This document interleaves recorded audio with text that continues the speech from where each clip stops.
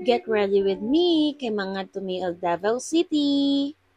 So dili jud pwede nga dili ta magpagwapa kay syudad ng atong adtuan. And of course, dili jud pwede nga haggard ta no, di ba? So while waiting kay Daddy, so get ready with me na ko di ari. So gipakita na ko di ari guys ang mga products na akong ginagamit. Kanilang jud nga products ang ako ang mga naangayan jud. Especially sa base nga akong ginagamit, as you can see, flawless lang jud kayo siya. Mao na siya ang Get Ready With Me Multi-Use Tint in the shade Almond. Pati akong amiga ani ganahan siya mo gamit ani kay flawless lang jud iyang finish, and then dili kay siya bugat sa nawong, and dili kay siya oily. Ganahan jud ko ani niya guys. And then fast forward so mo to ang errands na mo for today kay mga tumi og immigration, mag-extend mi sa visa ni Daddy, and then moagi na lang pud mi og uyang gurin kay naapod mi paliton dito ang importante nga ibaligya na mo sa mong display. And lastly, muad to mi og SM Lanang kay muad to mi og Vikings. Maong nagdag-makeup ko zay kay di ko palopeg no. First time baya na ako muad to og Vikings. As in guys, wala pa jud ko kasuludan ng Vikings no. So maong muad to jud mi karon. Karon lang jud ng Vikings. No breakfast, no lunch, jud ang tirada na mo ni Daddy Day. Schedule na mo dinner.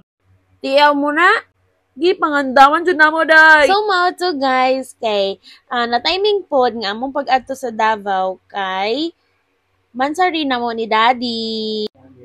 1 year and 5 months na jud en tawon me. O di ba nakaagwanta jud siya sa akong batasan nga hastam pagka maldita ha. Yes, nakaagwanta jud akong Daddy day. So mao to guys, kanang excited kayo ko mo nang nag-get ready with me jud kuno. Dapat gwapa jud ko pagsulod sa Vikings day para moana jud sila. Ay, naa si Ann Cortez. Ay, chares. Muhab-hab jud may taman ron. Tanawa lang jud ang steak ninyo Vikings. Pati ka ng mga cake ninyo, hanaw jud na Vikings. Bitaw guys, oy, kanang happy lang jud ko ba kay sa una madunggan na nako ko mga classmate nga moadto Vikings karon ako na ang moadto. Kalipay pud mo sa kuha be. Tiaw mo na, 26 years old ko, nakasulod ko Vikings. Ako mga classmate din mo storya na sila nga, uy, lami kayo dito sa Vikings, ano-ano. Ako kay, di ay, uy, nakaadto mo, pila po dito. Agoy, mahal man di kayo.